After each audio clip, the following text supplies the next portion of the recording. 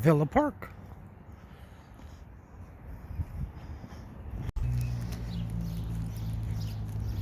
Definitely not worth living in California anymore. Even at the 99-cent store. I mean, I know just a few short years ago they announced they were going public, so prices were obviously going to go up. But now, wow. I mean, hey folks, how you doing? Welcome back. It's Charlie. It is April 24th, 2022. It's about 11:24 in the morning. It is Sunday morning, and it is a beautiful morning. It's going to be today and tomorrow, definitely the hot days. And I am here in the not so good part of Pasadena, starting very, very rundown, very, very rundown.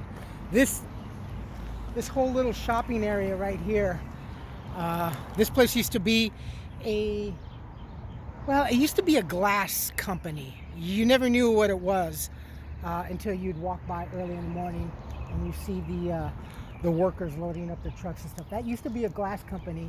This whole thing used to be a nice little grocery store, but things went different. 99-cent store. Well, anyway, 99-cent store is going away. This whole area has been bought out. Western Dental over here in the corner has long been shut, so I'm still not sure what they're going to do to this place. I'm kind of thinking that they might make this place, obviously, because we don't have enough high-priced places to live. But anyway, I think this is going to probably be turned into a residency location with the so-called typical 10% allocated for affordable housing, which is a joke. They're pretty smart in how they develop places like this. And that isn't saying that most places on an average, apartments, maybe 100 units or less. And then from the 10% that is supposed to be allocated for affordable housing, out of 100 units, they'll make less than 10 units affordable housing. 10. So, like the place over here.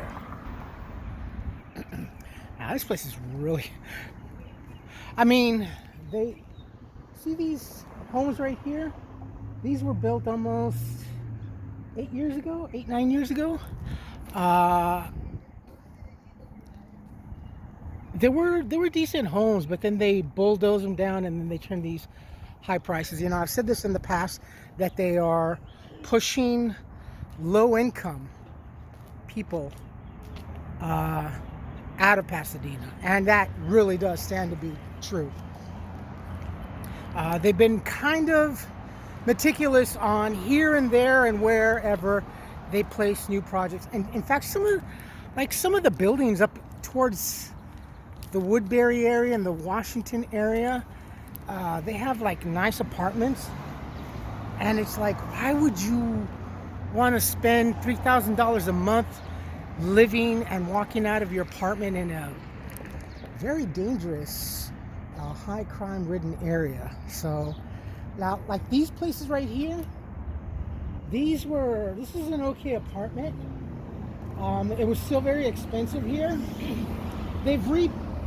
This place was sold and bought maybe 5 years ago. And do you see the color scheme again? It's black and white. It's very monotoned in a sense, like a lot of places that I have mentioned that are going, all over where I've traveled, Los Angeles and stuff like that, and area, wherever I see new buildings going up, and even some of the buildings over on my side that I've gotten new paint jobs, black and white. Everything is black and white. There we go, look. This place sold for, I forgot how much, but a ridiculous amount, millions of dollars this place was sold. Now leasing one bedroom is $2,125 a month. 2 bedrooms, $2,225. You see that? Look at that. And this is not really, this is a crappy neighborhood. I mean, well, I don't mean that with disrespect. It's just not a very, very safe neighborhood.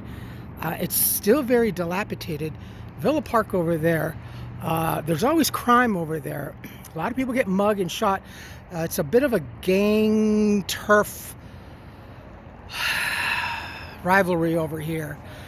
A lot of the older, and not to be racist, but most of the time you always see the older black gentlemen congregating over here in the parking lot of 99 cent store, drinking with some of the homeless folks over here, congregating, drinking. You'll see some old men doing detail, and actually they have the nerve to have a sign to detail a car or wash your car with Windex and paper towels. You know, Windex is not very good for your car's paint job.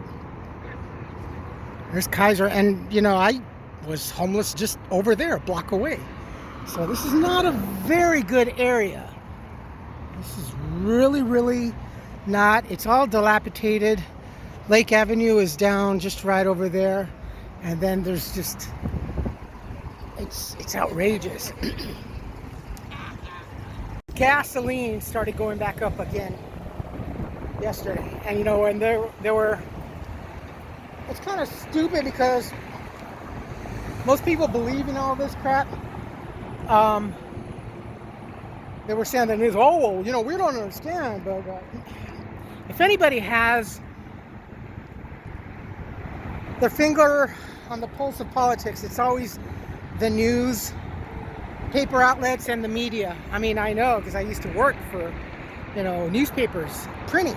So I knew pretty much what was coming up ahead of time because I had access to the AP, which is the Associated Press, and the editing, down in the editing room. And I would always go, after we were getting ready to put the paper to bed, I'd go and finish off my time and cruise the AP, and I'd see so much that happens around the world that doesn't get printed. So they were saying also, well, you know, Biden said that, you know, the strategic oil reserves, you know, we were kind of like in 4th and 5th grade told about the strategic oil reserves. That's something that's only used. It's a special area where we make fuel for our military forces to be able to transport fuel wherever we need to go, wherever there's a skirmish where we need to send our military. That's what that is. And when Biden keeps saying that, oh yeah, you know, blah, blah, blah. Well, that's taken from our strategic oil reserves, which is reserved for military. And once in a great while, if fuel gets tight, then they release it to the general public. But it's always for the military first and foremost. And when he says that they open it fully, that's at best only a week's supply that they can allow for the general public. So we've had about 25, 28 days of gas prices coming down dramatically. Actually, I would say maybe in the area of 30 cents. It came down, but it's going back up again. So this week is going to be kind of telling in our reserves. And then this morning they were saying that tighten your belts because your holidays are about to get really, really bad and expensive, and there might not be what you want this holiday season. Not to mention, oh, you gotta love it. It's so doom and gloom every morning here in California. And you wouldn't think about it. I mean, this is Southern California. Look how beautiful it is. This is so doggone expensive. You know, I can't believe the cost of living has jumped For me, I'd say maybe easily 48% plus that I've noticed. It's just so expensive, you know? I'm just grateful that I can actually, once in a great while when I go to the church, that they do have meat, because, you know, $4.99 a pound for ground beef over at the store over here at Vallarta. Bacon is $10.99 for 14 to 15 ounces. Shit, and it's supposed to go up even more.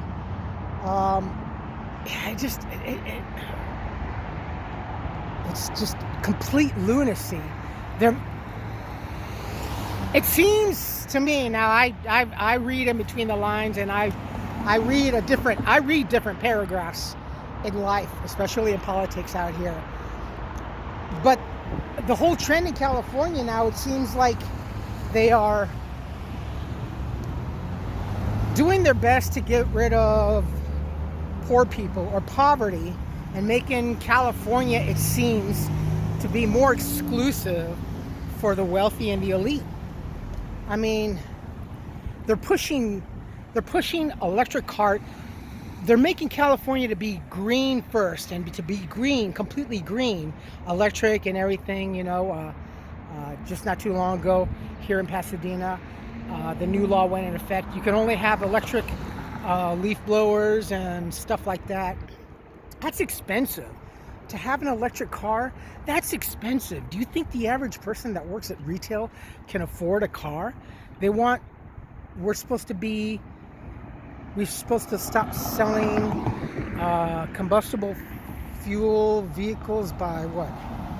2030? 2035? So this, and on top of housing going up, housing went up. I mean, real estate just went up dramatically. So, I mean, look at that. And this is, we used to have a saying that once you cross the 210 right here, going north, now you're in the poverty area. But they're squeezing the poverty area out. Here, this is my biggest beef. I'll show you. Fuller Seminary property. They bought this a long time ago. They also own this property. During the lockdown, there was a huge encampment of homeless people here, and there was a beautiful home here, a classic Victorian home that was actually taken, relocated, and moved up over on North Fair Oaks as part of low income. But this is Fuller Seminary property. These apartments that were remodeled, again, look, black and white. Black and white, very monotoned.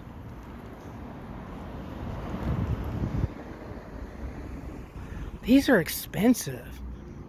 28 to 3,000 plus a month to begin with. 3 times 12, come on, man, you know. So an average rent here in Pasadena now to live is 32,000 to 40, maybe plus a year. And some places actually, from what I've seen, that if you're going to have a lease, that they want at least 50% of your lease to be put down. And plus, you know, the unwritten rule, which has been pretty much talked about and pushed now, that your income has to be 3 times that of what rent is. Again, I said this a few times. If my income was 3 times the amount of $2,300 a month for rent, I'd have a mortgage. But you can't get a mortgage because you have to have obscenely perfect good credit here in California and here in Pasadena. I would think that owning a home or having to buy a home with okay, not so good credit, maybe with a score of, on an average of 500, but well below 600. To rent, it's more expensive. I think it would be more risque to rent to someone than it would be to have a bank loan, because then that way you can repossess the home, have property and resell it. But to the property owner, when it comes to an apartment, it costs you more money to redo it. It makes no sense. I was talking about this with a friend over here at the Jackalope Festival, and it's like, yeah, you have to have perfect credit to buy a home, to have a mortgage, but you can still have okay credit to rent, which is more expensive and more of a risk. It's just, everything is just upside down here in California. And then that's when I start to think, well, they just want to make California exclusive for wealthy people, because honestly now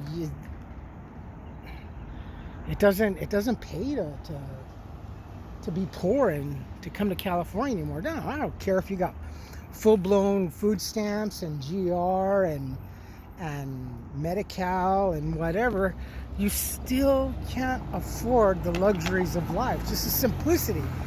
Maybe just go to the store and get food and scrounge around. You definitely can't afford a car. I mean, I couldn't. Making $23,000 a year working at Target, you think I can afford even a car like that? A crappy combustible car, let alone an electric car that's $65,000 plus? Oh, no, sir. No, sir. No, it's just it's nuts. This is the back part of City Hall, looking through Plaza Las Fuentes. This is the Westin Hotel up over here, and this is their little plaza. There's All Saints Church over there.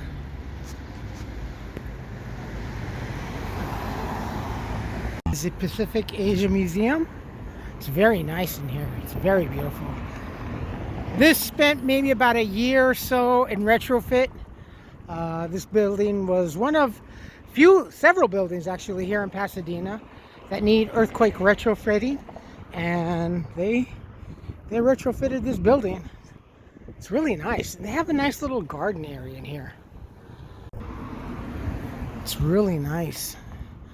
Very serene too.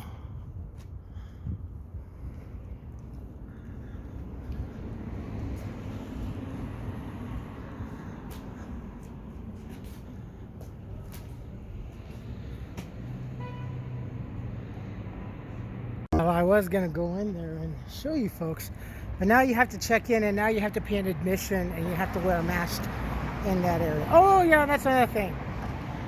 The masks definitely going back up. Yeah.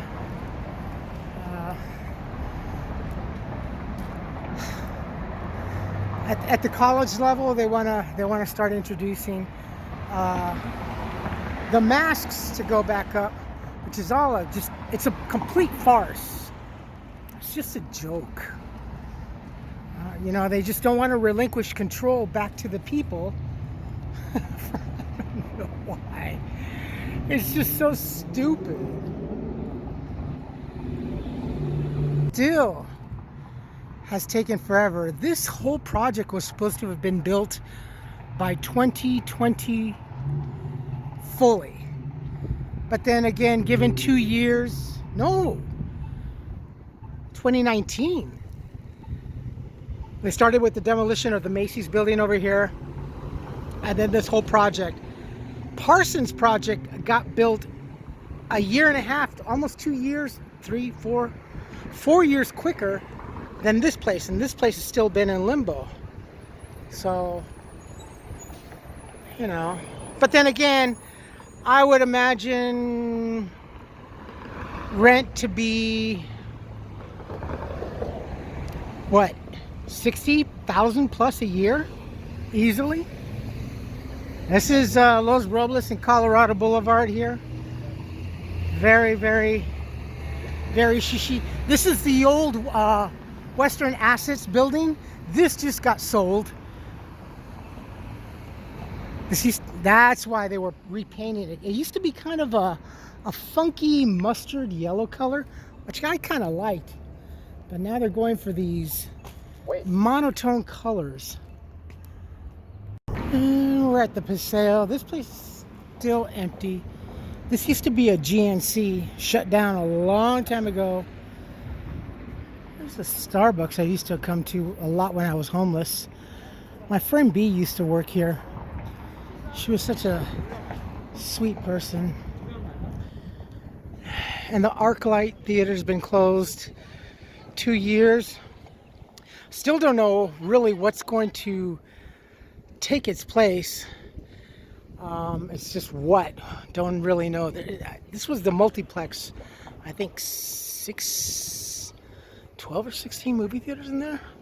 I kind of think that they should turn this part into an indoor eatery of sorts, because we do have some eateries out here that are outdoor, and when the weather's not so good, especially during the wintertime, you really see a drop in attendance here. So I think they should just, if anything, they definitely should just turn this whole area into an indoor eating area instead of another movie theater or whatever, because that's what we need. Like I said, when the weather gets bad, we have Rubio's up there. I think we have a Cold Stone Creamery. It's just not very good when the weather's bad, you know. This place shut down a while back ago. Wait a minute. This was the Victoria's Secrets, the Pink's store location. This whole area right here, plus this whole storefront, and then there's another entrance on the inside of the promenade. So this is a big retail store. And when they opened up, I think it was only open for about maybe 3 years at best. So at least Great Maple did stay. I still want to come and check this place out one day, if I could ever afford it. They did get rid of the outdoor dining over on this side, or the extra extended area, but now look at this. It's doing good. This place is really nice from what I best gathered, and looking at their menu and everything and their choice selections. I kind of want to come here. Firstly, I would like to try their breakfast. I know it's breakfast, but breakfast is like my favorite meal of the day. And then probably try one of their dinner entrees. This whole concept of when this used to be a indoor mall. This used to be a picture, one of those old-fashioned retro 1970s malls that are like black metal framed and black glass and everything. That's what this place was.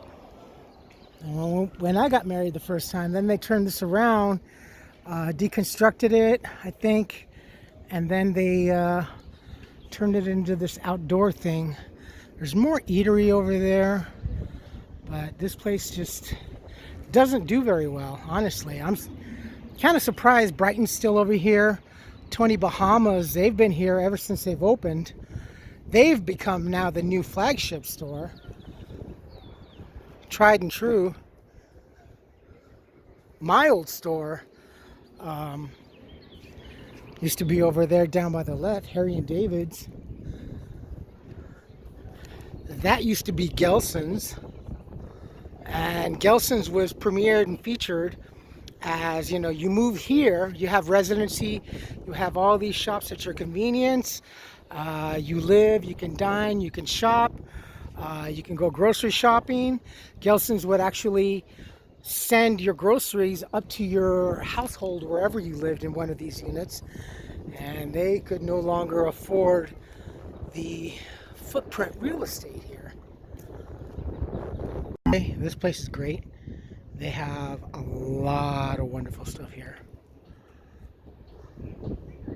Pasadena Antique Mall. I'm really actually kind of surprised that this place survived, but I'm happy that they did. I love coming in here.